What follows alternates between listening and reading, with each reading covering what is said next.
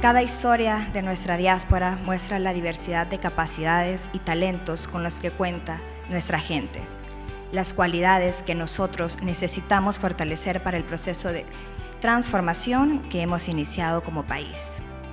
Esto se convierte en un acervo histórico para nuestras representaciones, que continuarán con este apoyo para mantener viva la memoria colectiva. Sonidos de la Diáspora es también una manera de establecer un espacio cultural en el que nuestra comunidad dé a conocer los increíbles talentos que poseen. Y este día me complace muchísimo el poder presentar a los ganadores. A todos aquellos que participaron, agradecer profundamente su interés por vincularse con nuestro querido país, su patria querida.